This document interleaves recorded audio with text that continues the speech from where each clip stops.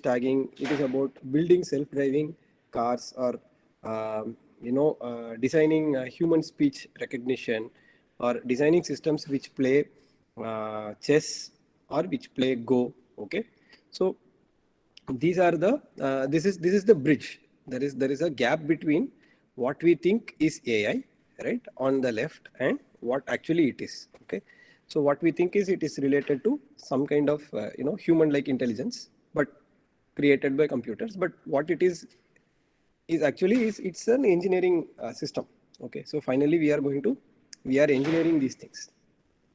Okay, so now, so what we will try to do is we will try to do in this session, we will try to understand it from a very layman term.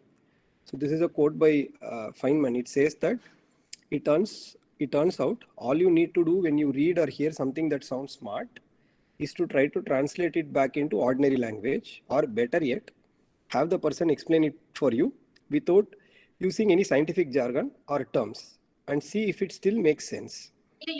Okay, so hello. Hello, was there a question? Hello. Yeah. I Sorry, you can continue. Yeah, I can. Okay, thanks. Okay. Yeah. So the actual bridge, the bridge is bridge between AI and that of the what we think in terms of AI in terms in layman terms versus what actually AI is. So there is a bridge. The bridge is that of rational agents framework, which is based on probability theory and decision theory. Okay. So this is the setup. And we will be looking at how the rational agents, the language of rational agents itself helps us to formulate some of the problems, AI problems, and how we are able to solve. Okay, so what is AI in simple terms? Okay, so AI in popular culture, okay, this is either iRobo the movie, or say there is this there is another movie called Endiran. Okay, so where it says that, okay, hi, I'm Chitty the Robo, speed 1 terahertz and memory 1 gigabyte. The only issue with this kind of a definition is that this is only talking about the speed and the memory, right? This is just talking about a big computer with a lot of computational power in terms of memory and in terms of speed, clock speed. Okay, so but that's not what anything is, right? So that is just saying it's just fiction, and for fiction this kind of dialogue is fine. But if you have to really be able to engineer AI systems that are deployed in real-time applications, we need to talk about AI in a slightly more refined language. Okay, we should have a formal way of talking about it, or a very engineering way of talking about what AI is. Okay. Okay, so some of the so when we, I think some of the fonts got misaligned. Sorry for that. So yeah, so intelligence. So we asked some of the students to write about what AI is. Okay, and some of them had to. Some of them gave the answers. So the answer is that intelligence is the ability to assess conditions and act accordingly such that it rewards. Okay, that is one definition of intelligence. The second definition of intelligence is adapt to new situation from previous experience. So there is a quotient of adaptation, and solve problems with seemingly complex solutions via trial and error or application of knowledge from prior experience. And another definition is perform well in new related tasks. Okay, so all of these are definitions given by actually students in the class, in the very first class. Okay, so this is the our first what you call impression of what AI is, right? And the expert quotes are in the bottom, right, where the first expert quote says that AI is science of common sense. And the second quote says that AI has to do with smart programs, So let's go and let's write some smart programs. Okay, so how do we go from this kind of these definitions to the expert codes? How do we go about building these smart programs? So that will what we will slowly see initially. Okay, so what are smart programs?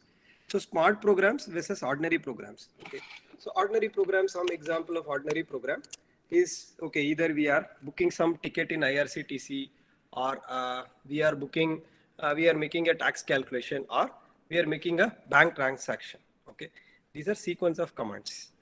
At the same time, a smart program is something like, okay, we have to build a self-driving car, or we have to build a automatic chess playing engine, or we have to build a system that speaks with human beings. Okay, this involves non-trivial problem solving.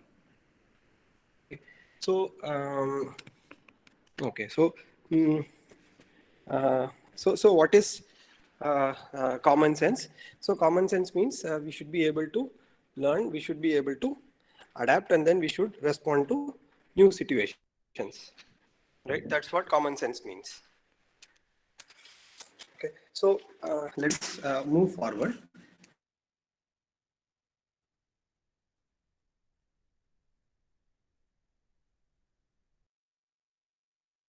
And that AI is being implemented using a computer.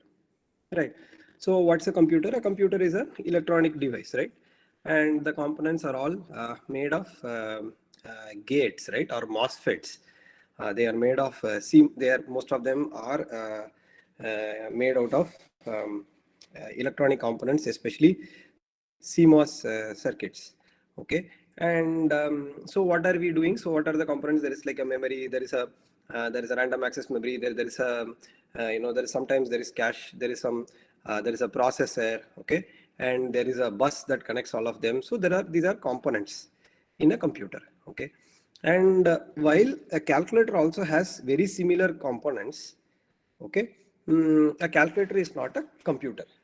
The reason why a calculator is not a computer is because calculator really does not have the ability to get programmed.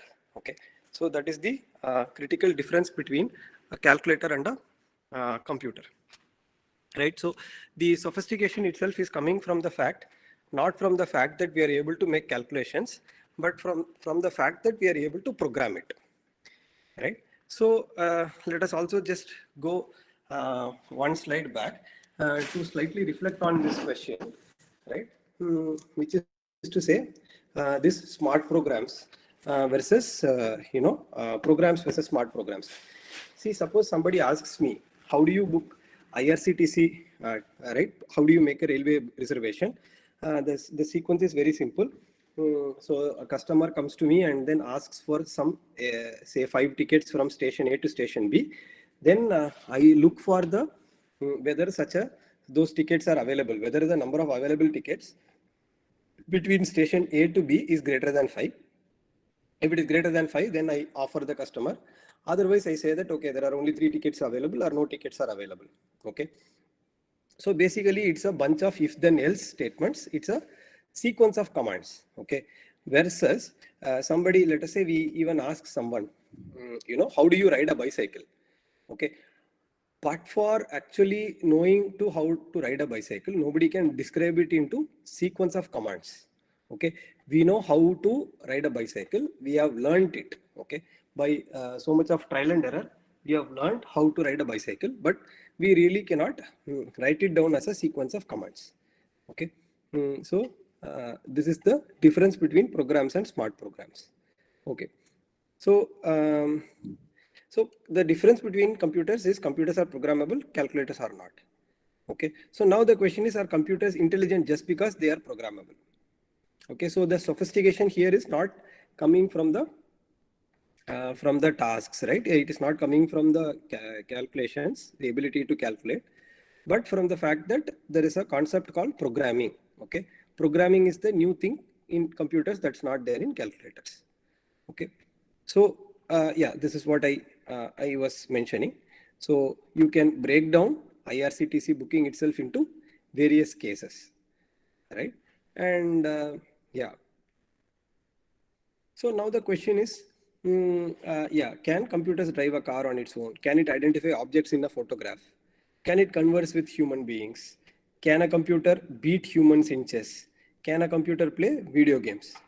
So the question is, can we write smart programs for the above like IRCTC booking? Okay, can we write it like a ticket booking? How do we recognize people's faces? We just recognize. Okay, we are not following any step to recognize objects. We are not following any step, right? So in when we are just trying to, yes, we are following some steps, but not everything can be broken down into simple steps. Okay, so these are the some of the natural questions one can ask, and these are some of the successes of AI, right? So artificial intelligence itself currently has succeeded in the following tasks. One is the ImageNet challenge, which is to find out the there are 1,000 object categories in this data set, and each object category has 1,000 examples. Okay, and modern AI systems are able to recognize any picture. Okay, within the this thing it can actually recognize the category. Okay, so this is one example of what we call as classification task. Okay, and the second example itself is coming from Google Duplex. I hope that some of you would have seen the advertisement or the product launch by Sundar Pichai, right? Where he makes a phone call. I mean, not he, the Google Assistant makes a phone call and ticket to automatically book an appointment with, I think, first a barber, and the second appointment is with a restaurant. Okay, so current systems, AI systems can actually converse with human beings. They are able to do that. Okay, so and the third thing is they are able to play games such as Go. AlphaGo is a computer game. Not I mean, it's not a computer game. I mean, AlphaGo is a game which usually only humans are adept at playing, but current artificial intelligence is able to beat human beings, and they are not hard coded. They have the AI is trained actually on various millions of games. It learns to play. Initially, it plays like a very bad player. Slowly, via training, it starts playing better and better. Okay. So this is another state of art. Third state of art is artificial intelligence systems are able to drive car on their own. They are able to learn how to drive car on their own. Okay, so this is the current state of the art AI. Okay, so how do we build smart programs so that, so ultimately what we want to do is write some code, right? How do we write code? How do we code up a computer such that it is able to do all these tasks? Okay, so what is the first challenge? The first challenge, the inherent difficulty is the complexity. Okay, so for example, I will give the following hypothetical examination. So the examination has 100 questions. Okay, and each question has only two choices, A or B, and the students are allowed to submit as many answer sheets as possible. So the question is this test an easy test? Okay, so any answers? Anybody wants to respond? Is this test an easy test?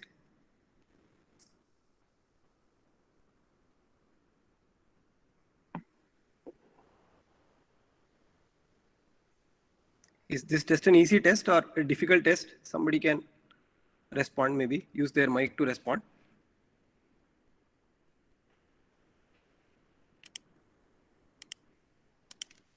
Okay, so yeah, hello. Not easy, sir. Why? Because you will have 2000 to the power of 100, 2 to the power of 100 permutation combinations. Correct. Right. Yeah. Right.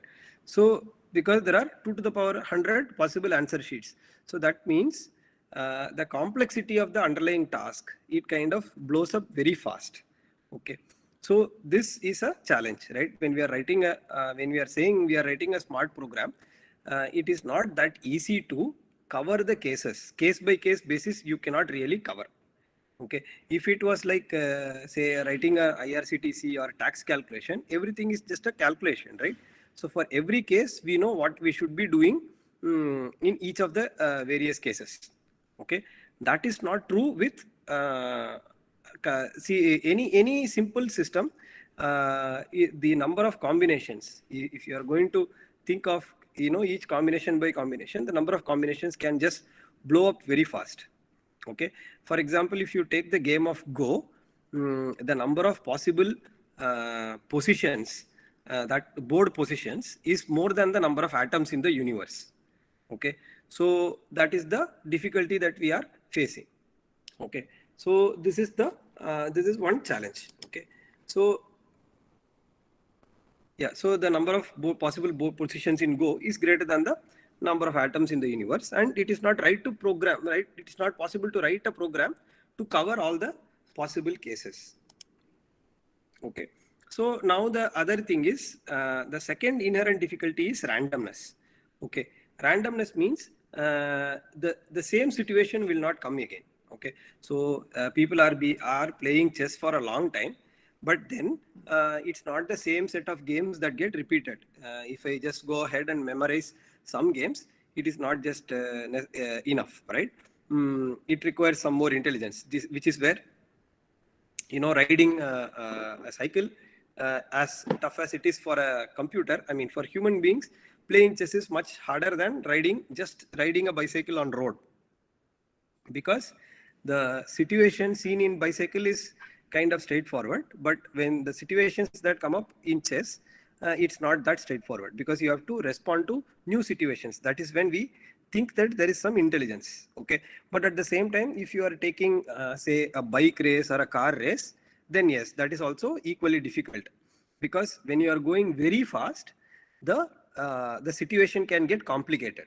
Okay, so the speed, right? The speed actually at high speeds, since the situation becomes complicated, that is when it becomes equally challenging. Okay, so a chess game is also challenging, and a Formula One race at really high speeds is also challenging, because one has to keep on making decisions. One has to respond to unseen situations. Okay, so that is the backdrop. Okay, so we are saying that we are going to write smart programs, but then these are the challenges for smart programs.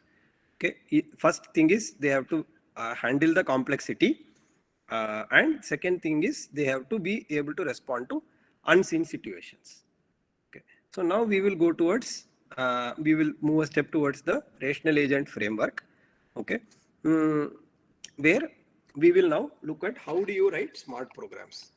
Okay, so what were the past approaches? Okay, people started talking about building AI just after the computer science, just in the 1950s, 60s, there was a huge talk. Okay, and people in fact even said that, maybe we will have computers, but we will not have intelligence, because, or for example, it is not going to be possible for a computer program to beat human beings at chess, because it requires real thinking.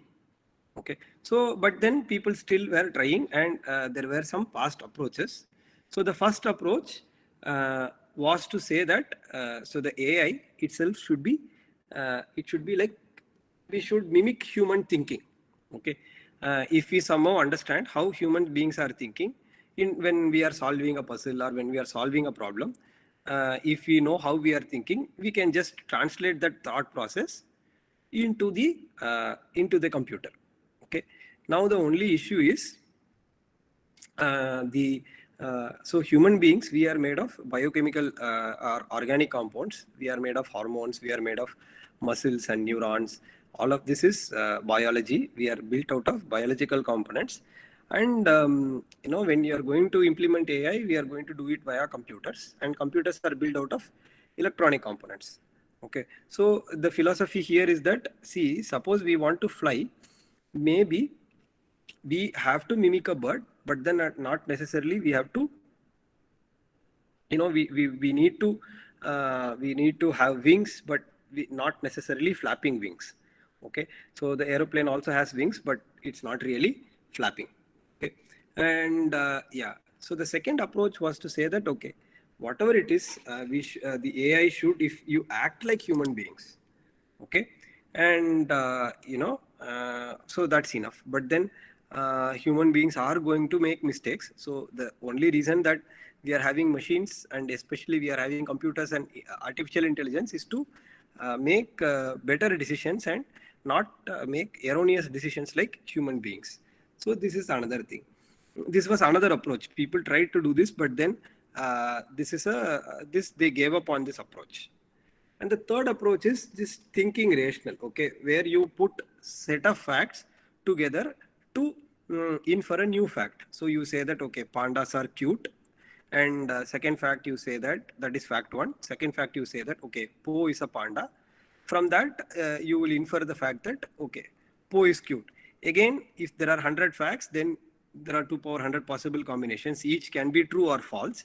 And based on that, you have to infer the new statement. So again, the underlying complexity blows exponentially. Okay, so we cannot really think everything in terms of in terms of these rational thoughts. Okay, so there is also another debate. Okay, when we are saying that we are going to build AI, what really we have to really understand is that we are going to build an engineering system. Okay, so one way to test this engineering system is, so this was this Turing's test. So where Turing said that, okay, if the human beings can computers imitate humans in a chat? Okay, so so there is a computer, and there is a human being, and we are chatting with either of the one, and then by chatting we should not be able to tell whether the human being is chatting with us or a computer is chatting with us. So if we are not able to tell that, then that means the AI has passed what is known as the Turing test. Means the artificial intelligence system is, you can consider that as to be intelligent, right? Talking like human beings is intelligent. Okay, so even though we are going to build so this is one definition of when we will say we have achieved artificial intelligence, or when we have solved an AI task, or when we can say that machines are as intelligent as human beings. Okay, but the point is that, say suppose there was this philosopher called John Searle. He had this Chinese room experiment. Okay, where he says that, see, ultimately computers are going to manipulate symbols. Okay, and symbolic manipulation does not mean understanding. Okay, for this what he proposed was this mental experiment, where he said that, okay, build an artificial intelligence. Suppose there is an artificial intelligence that will accept input in Chinese and say it will produce an output in Chinese. Okay, so this is the system. Okay, in this system, suppose this is written as a code. Okay, and I know the code, right? So it's the AI itself is going to be programmed inside a computer, and I know what code it is. So I will take the code. Instead of a computer, what John Searle said is, a human being will sit. He himself will sit inside a box, accept Chinese input, follow the steps that the AI would follow, because it's anyway a computer. So there is going to be some set of instructions. So you follow that, and then you produce Chinese output. Okay, so if you are doing this, ultimately he said that he does not understand any Chinese, but as long as there is an AI system which can accept Chinese input and produce Chinese output, he can also mimic the same, but he does not understand any Chinese. So that means just ability to manipulate symbols is not enough to say that one is intelligent. Okay, so that's the argument he made. Okay, so the final approach, the current approach that is successful in defining that serves as a framework for AI is the acting rational approach. Okay, where we define various AI tasks.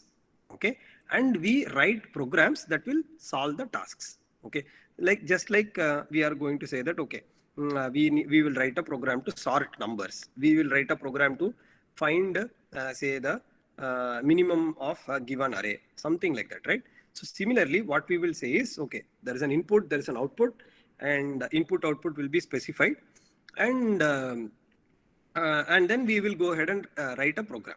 Okay, so this is the rational agent approach.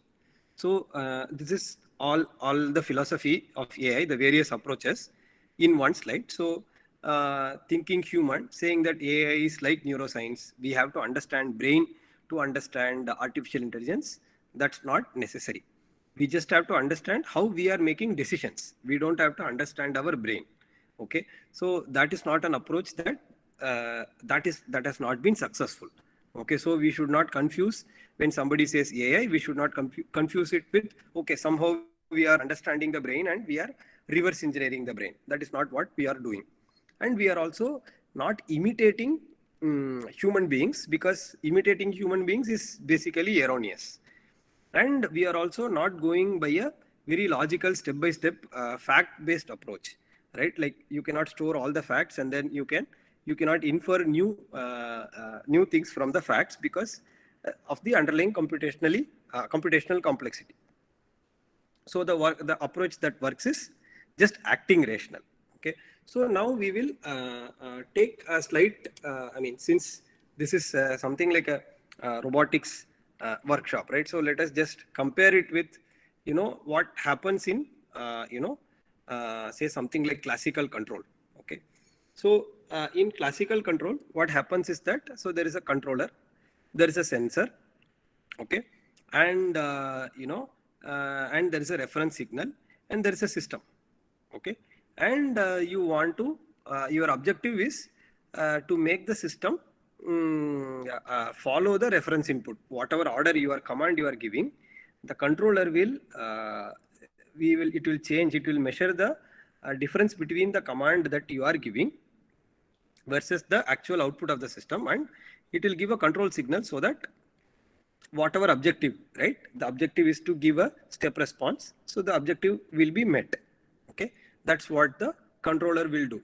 And for that, you have a computation, which is like a PID kind of a controller where there is some kind of computation that happens, and actually there is some physical process, right? So there is an there is either a valve or some kind of a, control mechanism, which is a physical thing to which this control is transferred. Okay. And then the physical action takes place.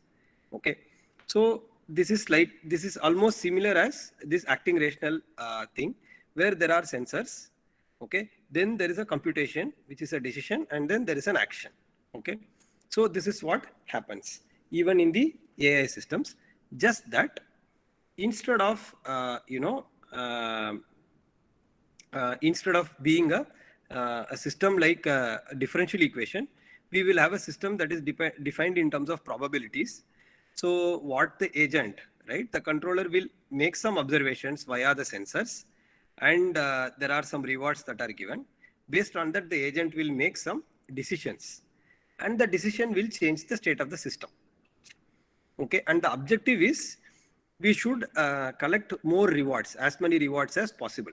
Okay, so all these things we will come to later one by one. But for this there is a, but I'm just making a comparison between what we know in standard control versus what we know in learning control, or what we know in this AI kind of a setting. Okay, so the computation itself is what is known as a machine learning algorithm. So what you do is you collect data, and from the data you learn how to act.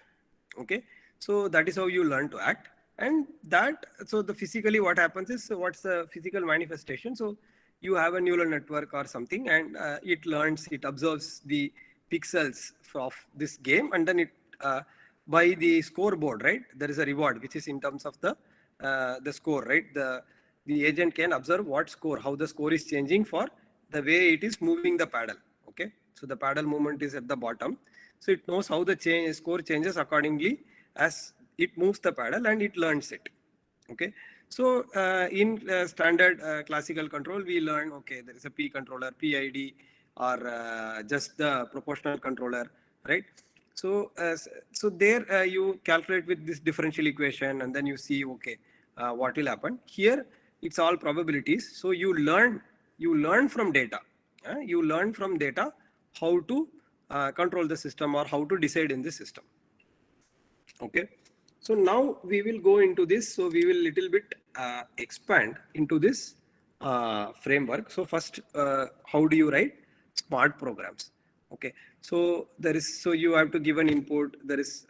So that's what a program is, right? It has an input, there is a code, there is an output. Okay. So first we need to understand the format in which we are getting the input and output, right? So, so what is the, this is the framework, right? What is the framework? The framework is there is an agent, okay, which is the artificial intelligence agent. It is observing some states from the environment and it is taking an action, okay? Based on the action, it will receive a reward and the environment will move to a new state, okay? So example of this is, suppose I am an AI which is doing some self-driving, okay? So what does the AI do? The AI receives, right? It looks at the input in front in front of, there is a camera that is fit in the front, okay? So the AI can observe the camera. It receives the camera input. Based on the camera input, the AI will decide whether to turn right, turn left, or whether to push the accelerator or whether to push the brake. Okay, that is the action. Based on the action, the vehicle will go to the next place, right? So where the image captured by the camera will be different. It is finding itself in a different, the environment configuration itself is different. Okay, so that's an example. So the same thing you can take it in chess. In chess, suppose there is a chess board, and then what we can do is, so the agent will look at the board configuration, that's the state. After looking at the state, which is the board configuration, the agent will make an action, which is the moving one of the pieces. After moving one of the pieces, the agent gets a reward. Maybe that is a winning move, or maybe the queen is getting cut, or the opponent piece is being captured, or our piece is being captured. Okay, and the board position itself changes. That's the next state. Okay, so the environment is responsible for presenting the situation and providing the rewards, and the agent is responsible for performing the actions.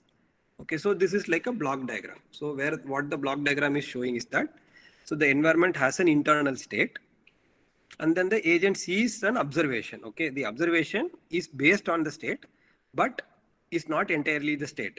For example, if we are in a car, the car's motion itself is dependent on pressure in all the tires, the amount of petrol, the temperature of the engine, the quality of the engine oil, and then the lubricant, so many things, right? The wind that is coming, the opposing wind, everything. But what the agent will see is, the agent will see only the speed, whatever is in the display. That's perhaps what the agent can see.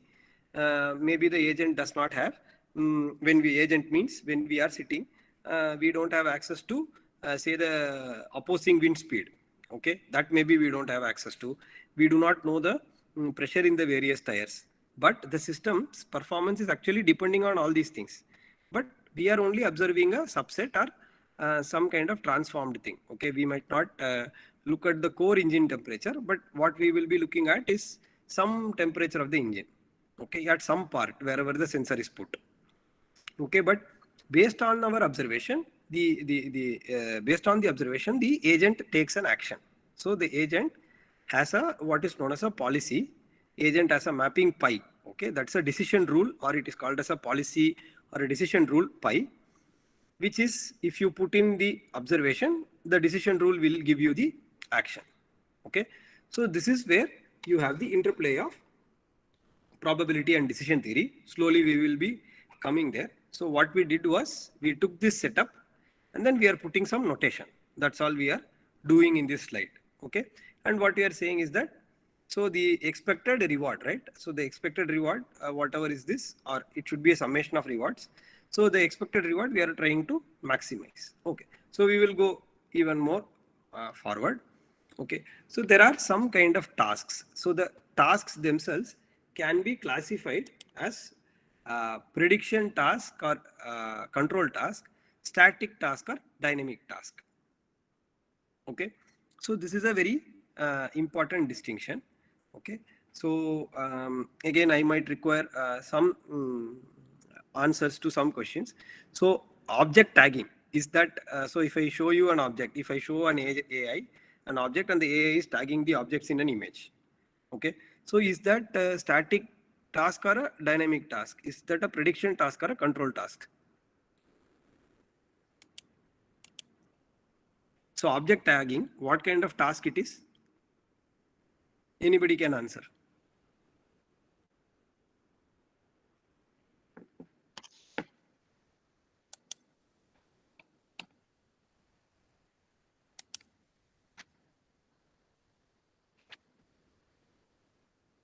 Yeah, so what kind of task is object tagging?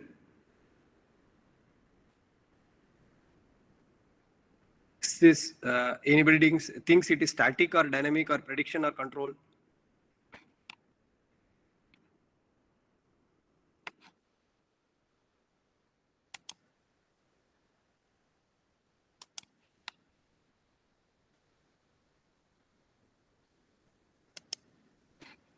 Anybody can answer.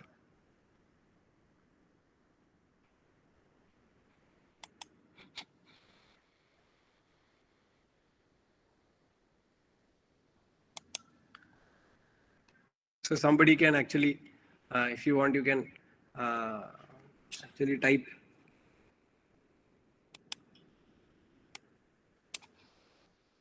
You can even type the responses.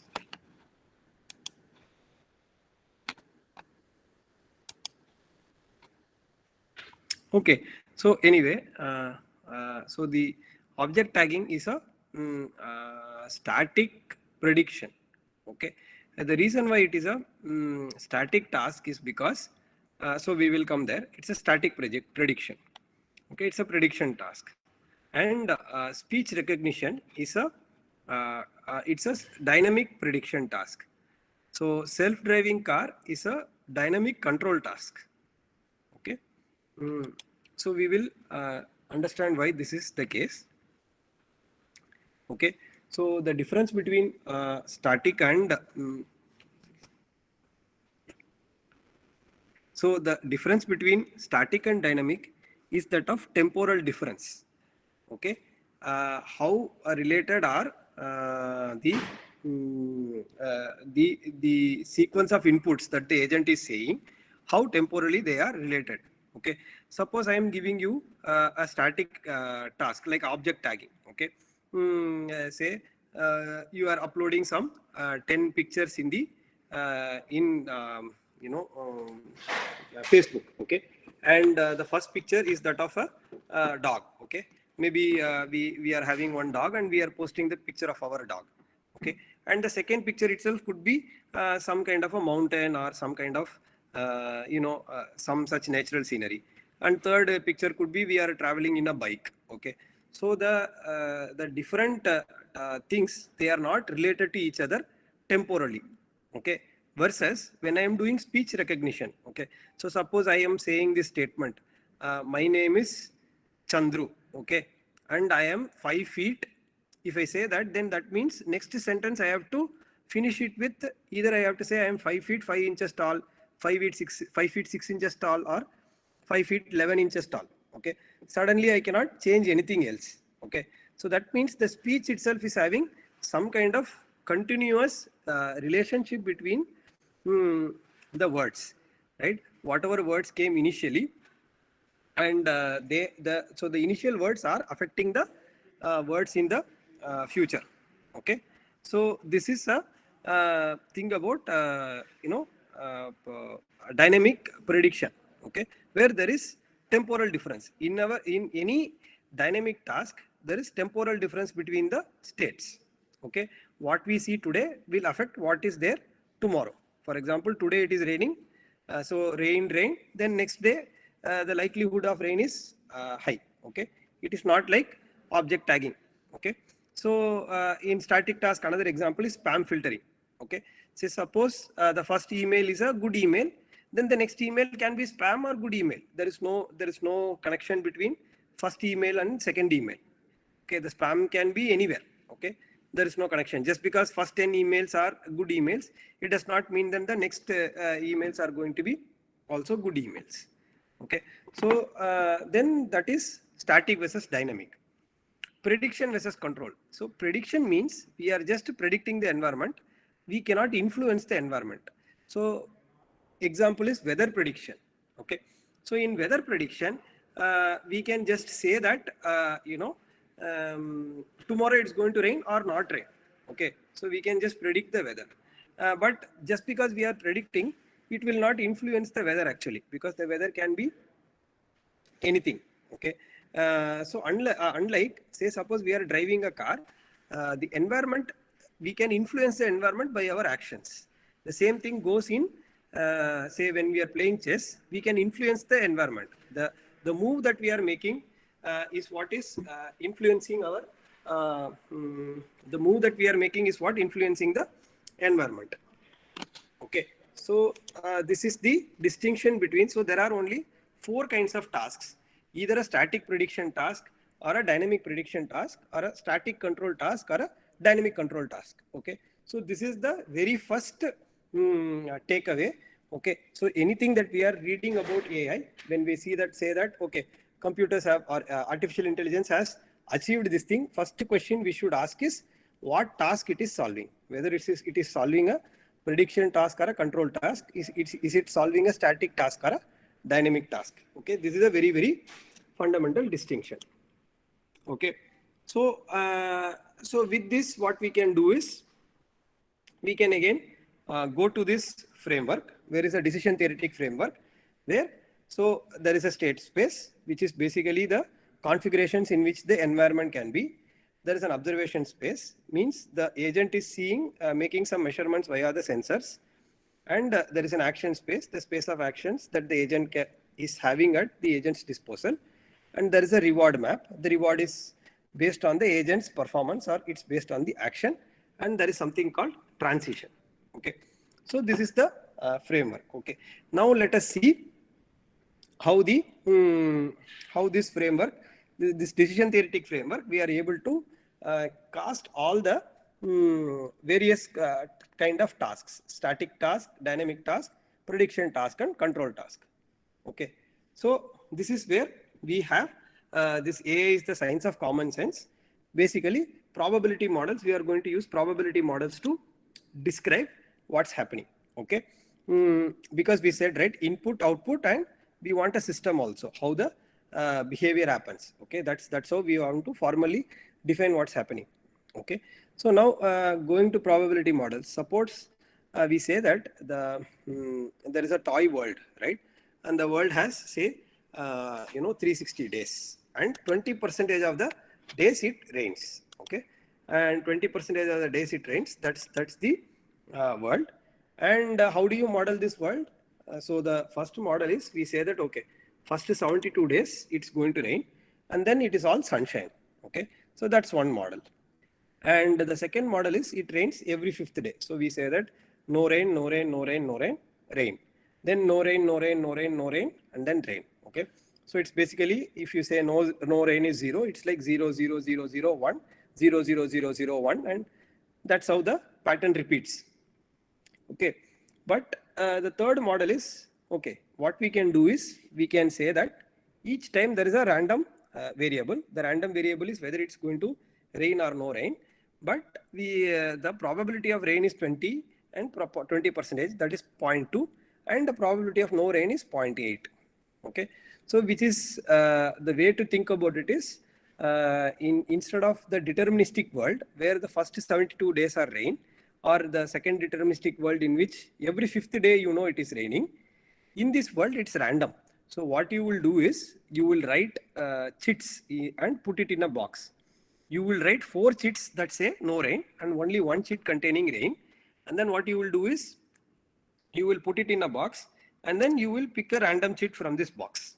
So each day is random. It can rain or no rain, right? But the chance of rain every day is only 20%. Okay, so this is a probability model, right? So probability model means it's basically covering all the cases. And what is the case? So when you are saying that case by case analysis, we will have to tell the chance. Okay, what is the chance that this case will occur? What is the chance that that case will occur, right? So all these cases are basically related to chance of occurrence. Once you are associating chance of occurrence with case, you naturally have a probability distribution. Okay, so probability is just a language of common sense. Okay, so suppose so here, right, like so suppose I'm having so how do you distinguish this and a normal system, right? Something like a a tank system. Okay, where so you can have a what is this? You can have a so there is a tank which there is some inflow, there is some outflow, and the level is initial plus net rate into time. Okay, so that is how it's the thing is. So we know how much amount of net flow of water is there, and we can just calculate. Okay, if the net flow inflow is positive, then we know that the tank is filling. Otherwise, the tank is getting drained. Okay, so the other system that we know in electrical engineering is like, okay, there is a physical equation. Okay, where there is some current is coming, there is a resistor and a capacitor. Okay, so this is kind of a system where the system is described by a physical equation, which is a differential equation. Okay, so here it's a very simple system. It's just a simple multiplication problem. Here you have to write a differential equation. Suppose you turn this into a queue. Okay, where some customers are coming, they are standing, they are getting accumulated in the queue, and there is some service, and people are getting served, and they are leaving the queue. So the only way you do case by case analysis is you have to simulate this queue. Okay, so you have to simulate, you have to pick a random variable which is exponentially distributed, and then you say that, okay, first customer arrived, you have to put it in the queue, and then second customer, again it's a random variable, you will generate a random number which is respecting this exponential distribution, then you will add that second person. Okay, so this is how you will have to sample and recreate the system.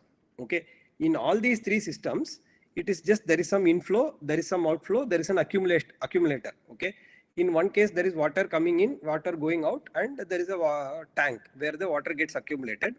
And in the electrical system, there is a current coming in from the current source. There is a current leaving because of the resistor, but there is also an accumulator, which is a capacitor. Okay, here also customers are coming in, that is the arrival, and customers are going out, that is departure, and at the same time customer get accumulated, which is why they are waiting in the queue. Okay, so all these three systems are having similar things, but one system is described by a simple equation, which is level is equal to initial plus rate into time. Okay, and the second is physical law, which is a differential equation. Third case is what is known as the probability law, where common sense applies, where you do everything case by case, and each case has a chance of occurrence, and you simulate all the possibilities, possible scenarios. Okay, so probability is at the heart of how we think about things. Okay, so how do we describe, how do you use probabilities to describe the tasks? Okay, so say suppose we are having a image corresponding to an object, right, and that is shown to the agent. Okay, and the agent needs to identify the object. How do we model this task? What is the formal way to model? Okay, so the way we think of it is, okay, there is a bag, there is a box in which all the object categories are written: car, cat, dog, train, house, anything that you can imagine, that's written. Okay, so for example, the percentage of cars will be like, say, in your day-to-day thing, maybe 5% of the images that you are seeing is that of a car, but maybe the amount of houses you are seeing is slightly more, right? So maybe house is like, say, 10%, and number of people that you are seeing is like, say, 20%, versus number of dogs, right? The frequency of occurrence of dogs. That means, say I close my eyes, I just go to a random place, just open my eyes, what do I see, right? So that's the kind of question that we are asking. Okay, how frequent are you encountering a dog in a day? as a human being, we are always recognizing the objects, right? And what is the frequency of every object? Sometimes it's a house. The train frequency is slightly less, right, compared to a dog, right? And a cat is also less compared to a dog, but a train is lesser compared to even a cat, right? So, but somehow we pick the chit, say the chit is that of a dog, okay? And then out of the dog, there are various possible dogs, right?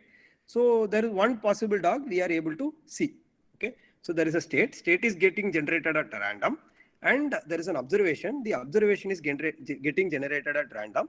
So, and when we say that IID means independent and identically distributed, means every time the frequency of occurrence is the same, okay? And the first one and the second one have no relationship to each other, right? First I can pick some chit. When I pick a chit, there is no dependence between the first chit and the second chit, okay? The second chit can be anything. First chit and second chit have no relationship, okay? So once you pick the state, you pick an observation, and you generate the particular image. And the agent sees this image. If the agent identifies the image correctly, then the agent is given a reward of 1. And if the agent does not identify correctly, then the agent is given a reward of 0. Okay. So in terms of, say, dynamic prediction, okay, suppose I want to generate this statement, my name is, right? My name is Chandru. Okay. So how will I generate this? So, so there is a set of all possible first words, right? It can be like, okay, they, he, she, his, me, my, right? Suppose I pick the word my, and so for this corresponding this word, this state, there is an observation. The observation, it's an audio signal, okay? This word, when I speak out, it becomes a audio signal. And after my, what all can come? My car, my house, my father, my name, my kid, my pen, my dog, right? So these are the various next words that are possible, okay? So the second state, st plus 1, right? St equal to 1 if you put, s2 is dependent on probability given s1, okay? So s2 depends on s1. Similarly, s3 depends on s2, okay? Suddenly you cannot say my some incorrect word. You cannot say after my and cannot come, okay? So the grammar does not allow certain words, it allows only certain words. So there is a probability of next word occurrence. So you can say that, okay, my name is, because this statement could be his car is, okay, or they, so I can say my father is, right? I need not just say my name is, I could have said my father is, okay? So that's also a possible statement in this model. So the statements are occurring at random, but at the same time, each word is dependent on the previous set of words. And the agent has to observe this sequence, and the agent has to map. Okay, so this is the probability model. And say we are having, so we can also model, say, something, a game like cricket, okay, where there are 300 balls to play. Suppose we are assuming no balls, and batsman has to play one of the shots, either a single run, 2 runs, 3 runs, 4 runs, or 6 runs. Okay, and each shot has a different amount of risk associated with it. Okay, there are 10 batsmen. Openers have less risk compared to the tailenders, and each shot has a strike rate.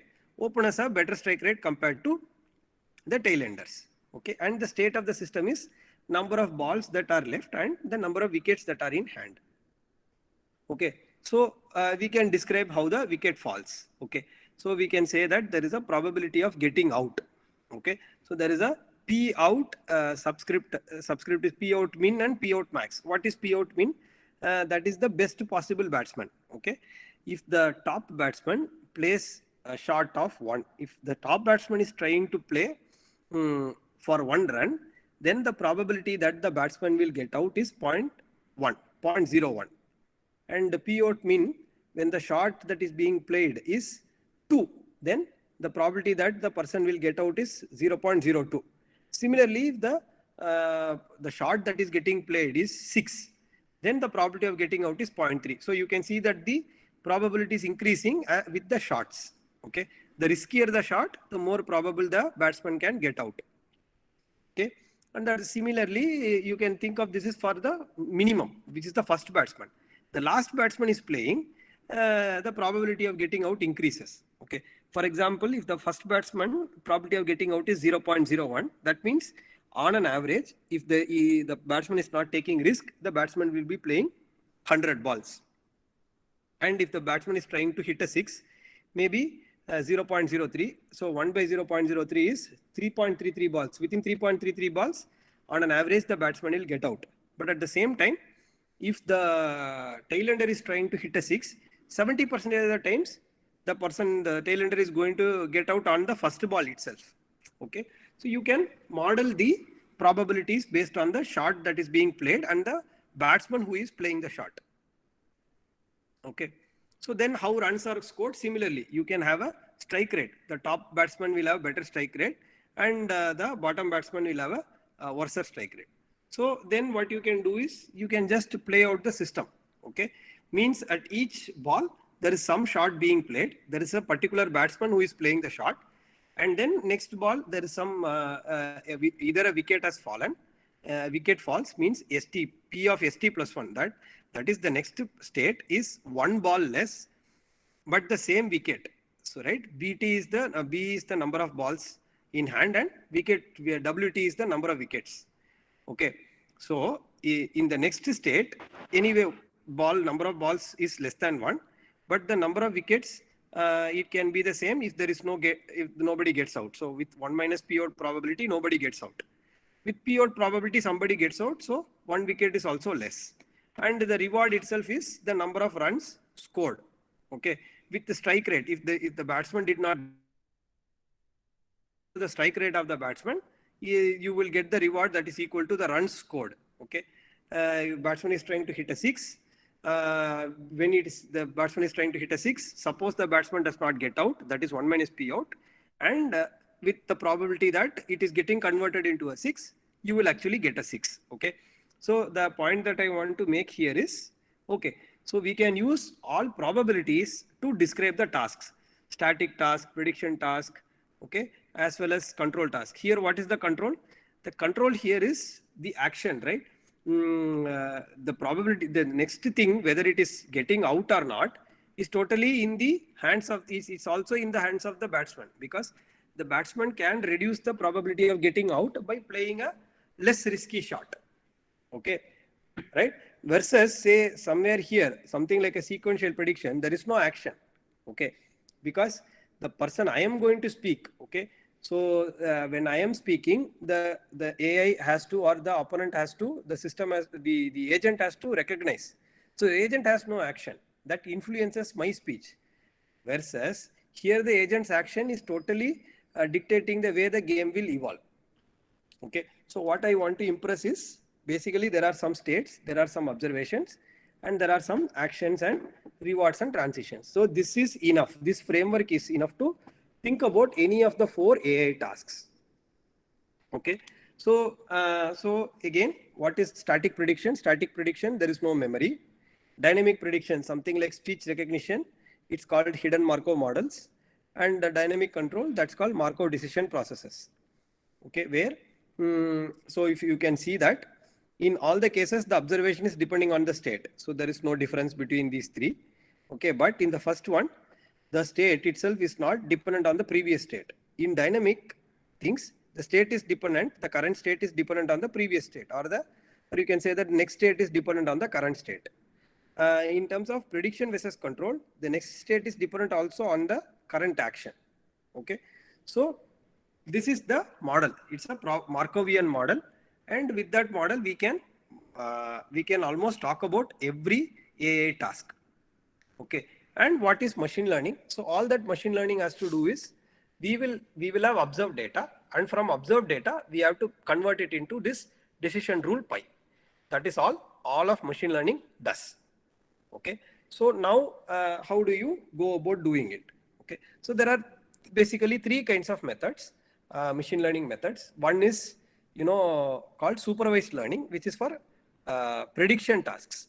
Okay, where the data itself is given as state and observation, or you can say that you can call it as features and labels. Okay, so state is a dog, and what is the observation? Image of a dog. State is a cat, observation is image of a cat. Okay, so you will be given data set like that, and then later on only observation will be given. Some photograph will be shown, and then you have to predict what is the underlying actual object category. Okay, or there is something called control task, right? Which is what we said, sequential control. And the machine learning method that addresses the sequential control task is known as reinforcement learning. Okay, where the data itself is given as there is a state, there is an action, there is a reward, and then there is a next state. Means in a control task, we should collect data like this. We should say, this is where I was, current state. I did this action. After I did this action, I received this much reward, and the next state is some other state. So you cannot just say that the state and the observation. You should also tell what action happened and what reward happened. Okay, in supervised learning, the reward is very straightforward. Why? Because if you predict it right, say I show you a picture of a cat, and then you say that it is cat. Okay, so then the prediction is right, then the reward is 1. If the prediction is wrong, the reward is 0. That's very straightforward. But in reinforcement learning, the reward is given by the environment. Means I will make a move, okay, and there is no explicit reward. After 10 moves, maybe I will win. Okay, so that means all these things are connected, but only in the end, I kind of know that, okay, if I do this sequence of moves, then it is leading into a victory. Okay, so the rewards is not really straightforward. It is only given by the environment. We cannot just say whether this decision is right or wrong. Okay, nobody can tell. There is no supervision.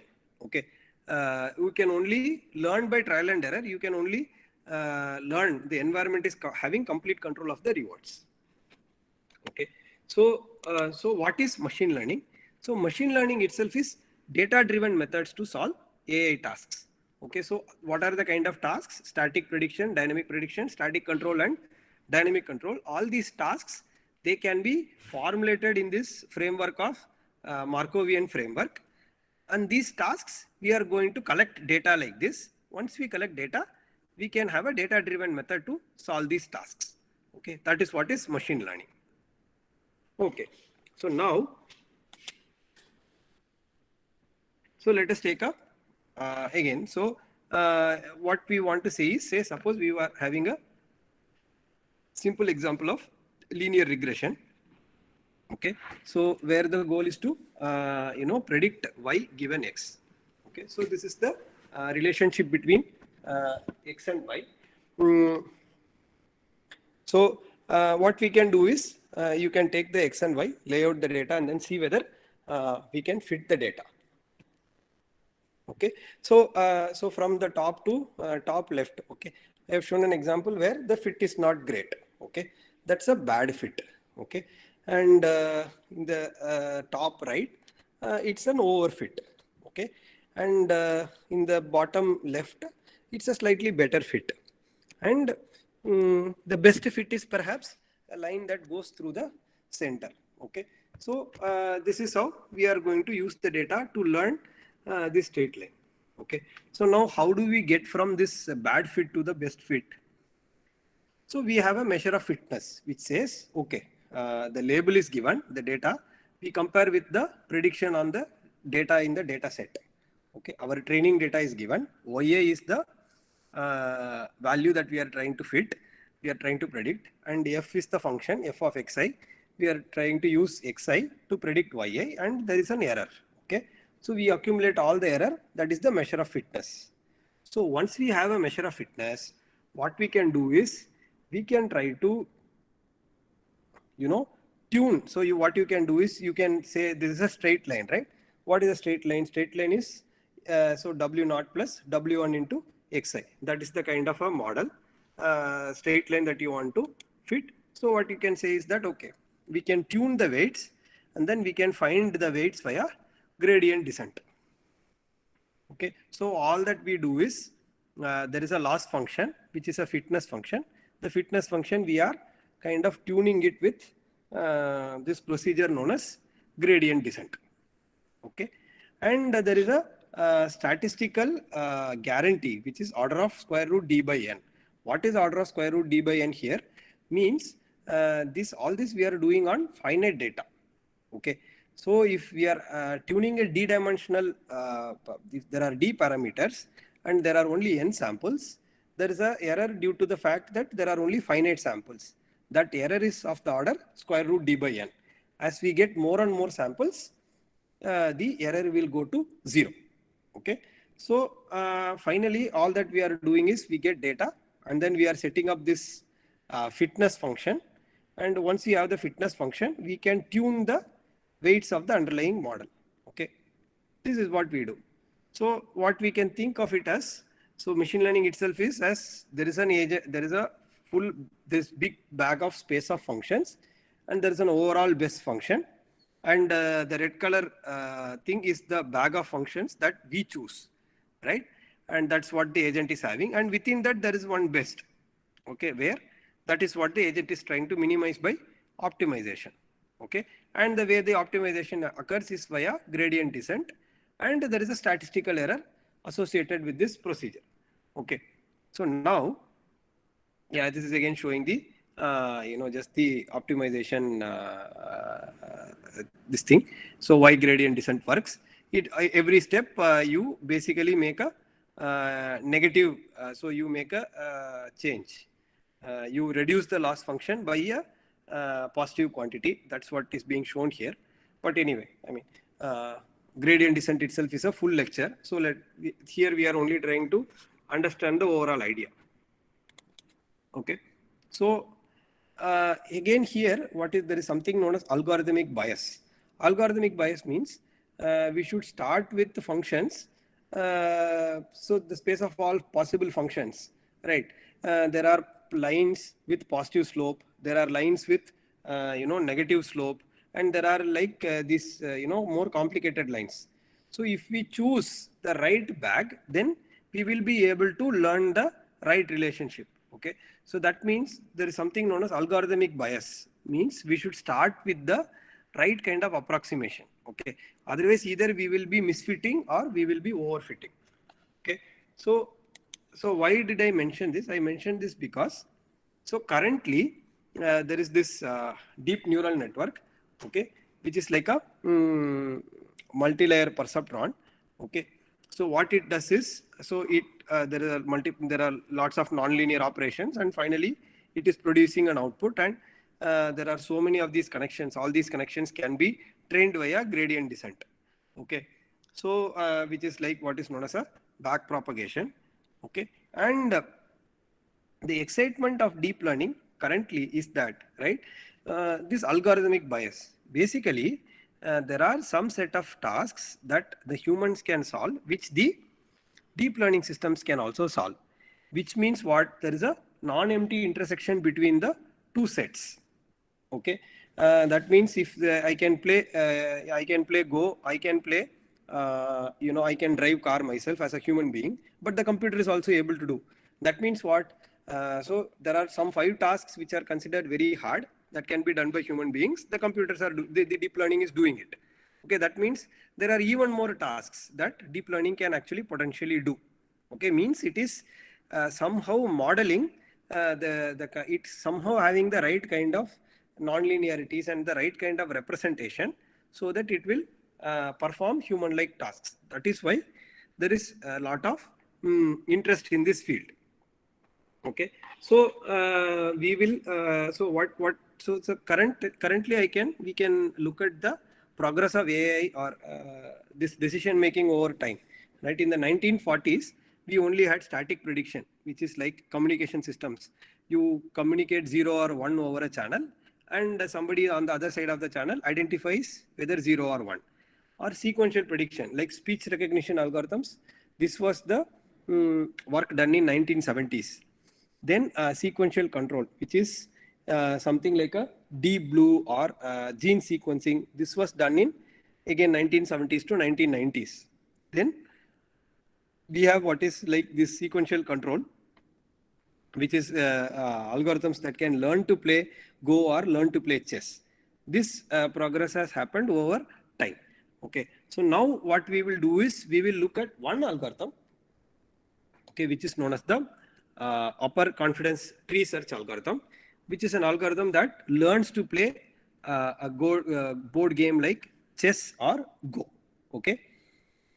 So this algorithm combines two things. One is known as the tree search and the other thing is upper confidence bound. Okay. So it is just combining these two, and it is trying to, it can learn to play chess from scratch. Okay. So what is chess? Okay. So chess is a two-player game. There is a player called a min player and there is a player called a max player. Okay. Max player, let us say, is white. Okay. The max player is trying to minimize its score. And player 2 is called a min player. The min player aim is to minimize the player 1's score. Okay. That's why player 2 is called a min player.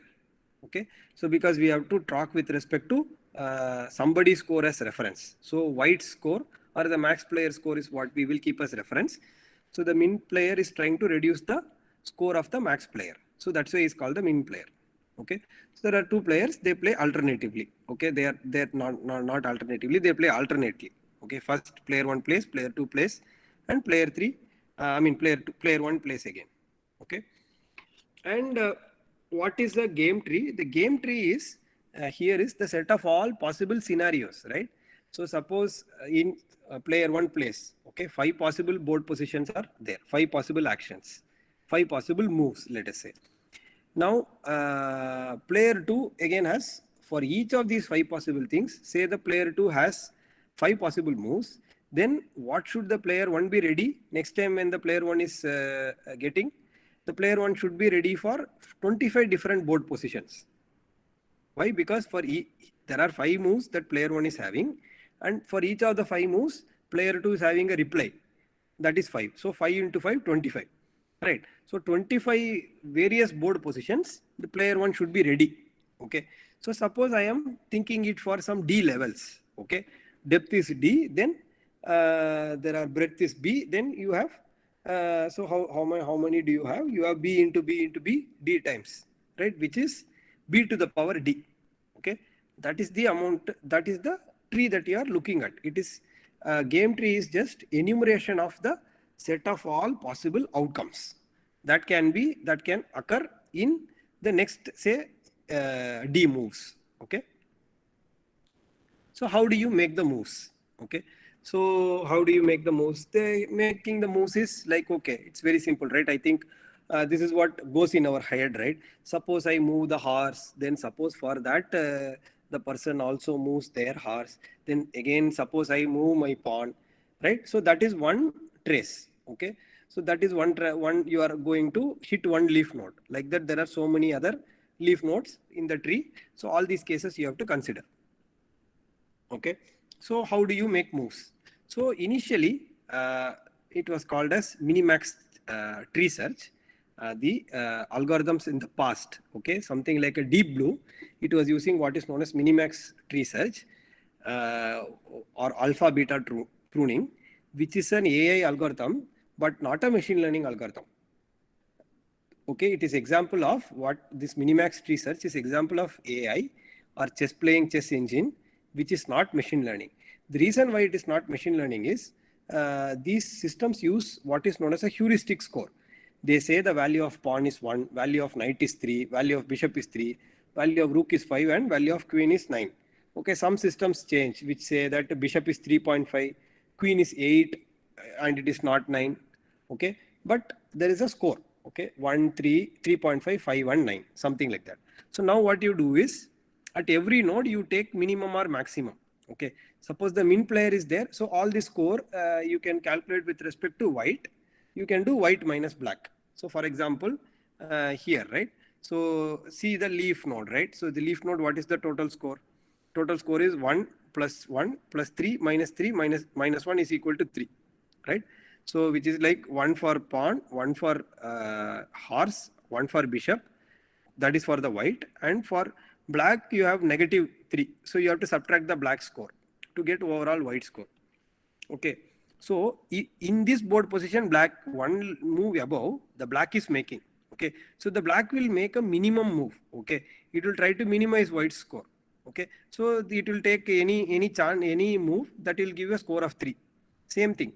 If the score is -9 is possible, -7 is possible, black will only take the board position to -9. It will never play the move that is -7. Okay, again, now these are the two best moves. Okay, assuming that the black will move the best thing, then what is the right move that white should do? So then white has two options, 3 or -9. Obviously, white is going to take this route. Okay, so one can propagate the values like this and find out what is the best action at each level. Okay, so this is what is known as minimax tree search, this which is based on heuristics.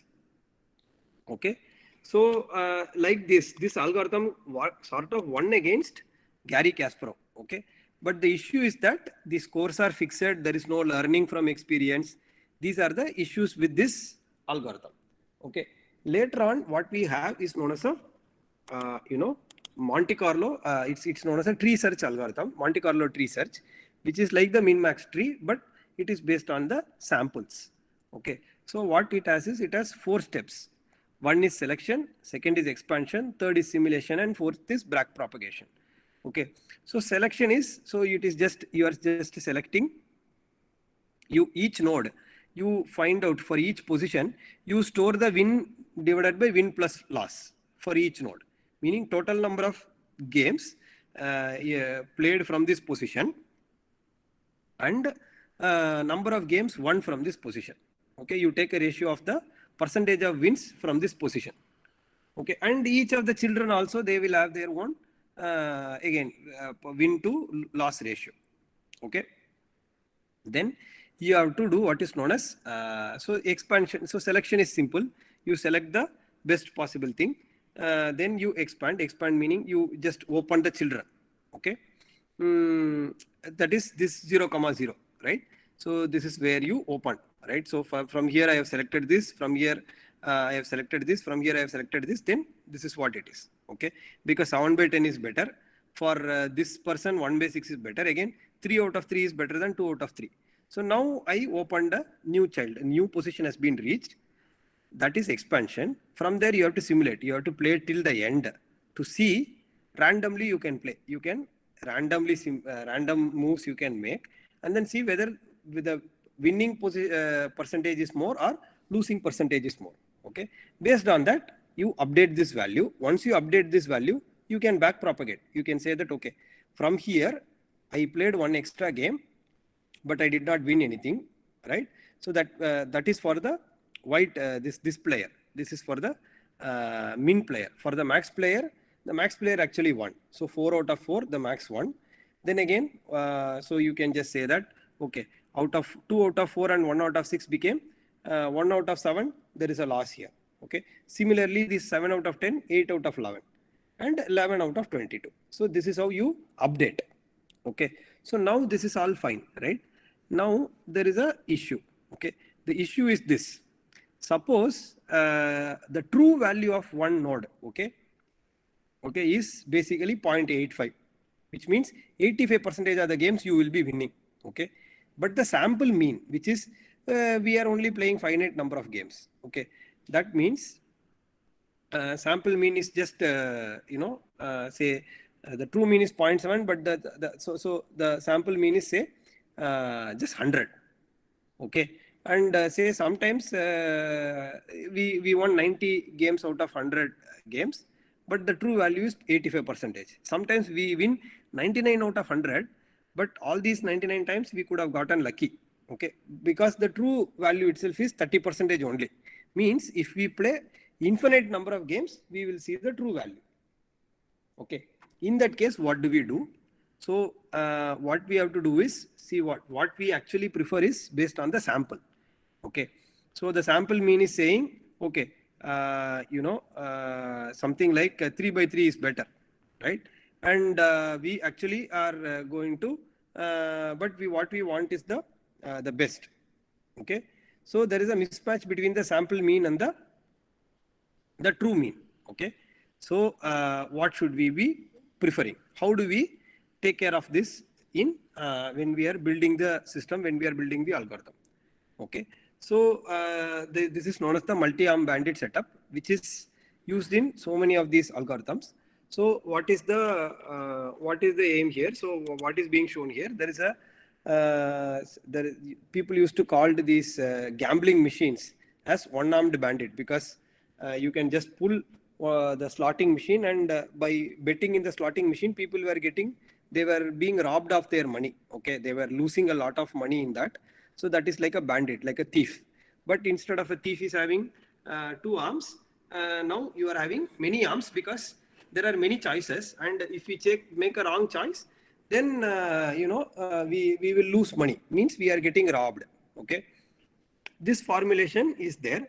So what is the aim? The aim is to somehow make the moves such that the regret, right? The regret meaning the difference between the estimated and the true, right? That so if we keep on picking the so suppose we we estimate something, and we stick to one arm, okay, only one choice, but our estimate is incorrect. That means till infinity we are making a wrong choice, okay, because we went with a finite sample estimate. So that is giving a wrong choice. So what we should do is we should try and play all the options infinitely often, but we should be playing better options more often than the worse options. Okay, so can we kind of do that? Okay, so that is possible by what is known as so here, for example, if I commit, right, for example, if I commit to say something like I look at this, okay, I say that okay, 99 out of 100 it is coming better. Okay, somehow I pick this option. Okay, then the original value is only 0.3. So the difference is 0.85 minus 0.3. That much I will be making a loss every time. Okay, so instead what I should do is I should have what is known as a confidence window. Okay, confidence interval, which will tell me how confidently I know the value. Okay, so I see you don't have to look at the formulas. I have a what is known as a illustration. See, there are two arms. Okay, this is the true value of that first arm, which is greater than, which is almost like 4.5 or something. Second second option is giving something like 1.8 or 1.7. Okay, but I am going to sample. So first, when I sample, maybe the first sample is better than the first choice is turning out to be worse than the second choice. Okay, but what I do is I add this thing. Okay, here what it is saying, the square root 1 by n is telling the statistical error. Okay, if I am not say number of samples I have picked, okay, if it is less, then the error will be more. So I have to put some statistical error, right? So once I correct for the statistical error by this kind of window, and I look at the best possible. Okay, look at the maximum possible, then I choose. So first, when I look at the maximum possible, this also I played one time, this also I have played one time. So the statistical error is the same. So what will happen is I will choose the bad arm based on the because the first sample was a lucky sample. Okay, arm 2 is picked. That is okay. Now what I can do is I keep on picking this arm. Let us say the bad choice I keep on playing. I will get more and more samples. That means it is going to converge to the true value. Once it converges, slowly converges to the true value, and if I keep seeing more samples, I will become more confident.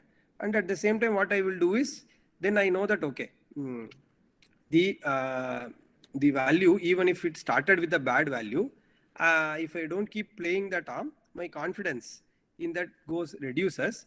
So I will give it more and more chance, and I will finally pick the arm that is better. So now then what will happen is, then it will start correcting. Okay, then it will start correcting, and then this will also, the red one will go and converge here. Okay, so that is all that we have to do. We will have this tree algorithm, but when we are selecting the node, we will just not be basing it on this total win by total loss, but we will also be adding what is known as the confidence, so that we will rule out anything that is coming from chance. Okay, because you are only looking things at finite number of times, so you should add this confidence interval. Okay, once you add the confidence bound, upper confidence bound, and you do the same tree algorithm, which is basically from each node you see, you maintain how much you have won and how much you have lost, then that seems to be enough, right, to actually the um, deliver the victory. Okay, so with this, I think I think I will conclude here, because I had I mean one full topic here, but that is okay.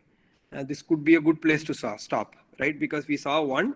I mean, we saw what is rational agent, and we saw the kind of tasks, and we saw which is there are basically four kinds of tasks: static prediction, dynamic prediction, static control, and dynamic control. And all of them are written in the language of probability, which is basically Bayesian decision. I mean, which is basically Markovian model. And we saw how we are solving something like linear regression, which is a supervised problem. And then again, something like we also saw how to design an algorithm that learns to play chess from samples. That's a reinforcement learning. I mean, that's a control task. And this upper confidence tree algorithm is a reinforcement learning algorithm. So we saw two machine learning algorithms for two AI tasks. But most importantly, what we saw was all of AI can be written in this statistical framework, and it can be formulated in a very mathematical fashion. And AI has much less about to do with brain, right, than to decision making and mathematical decision theory. Yeah, I think with this I will like to stop, and I will want to take some questions if there are any. Yeah, thank you, sir, for a nice presentation. Participants, they can join for discussion if you have any queries.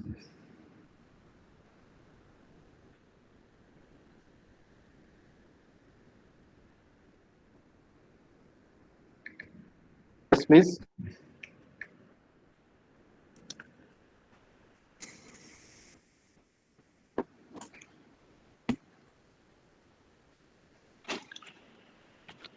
Hello. Oh, yes. Yeah. So whatever you explained in that neural network is also a part of part of the system. Yeah, it is part of the system. It is just maintaining these fittings, right? This the functions. It is just maintaining these kind of functions. It's a function bag. That's all. Okay. It's a bag of functions. That's what it is doing. Okay.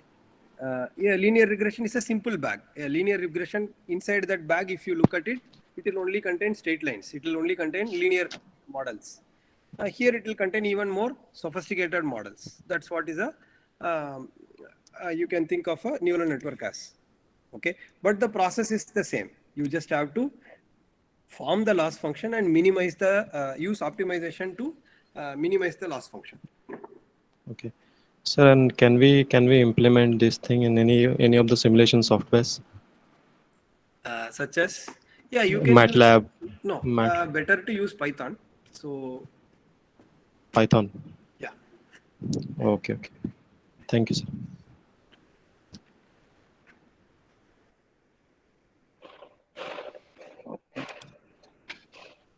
Now I invite Surjit Singh for the concluding remarks. Surjit, please.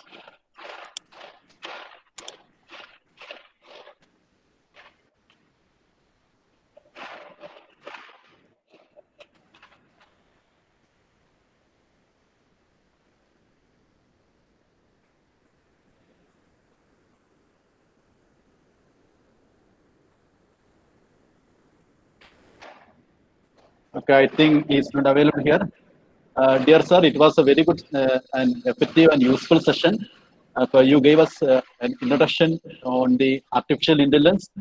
On the behalf of the Government Engineering College Thrissur and on behalf of the this FTP, I extend my sincere thanks to you for accepting our invitation and for delivering a good session. Thank you, sir. Thanks a lot. Thanks for the invite, and thanks for the patient listening. Yeah, thanks.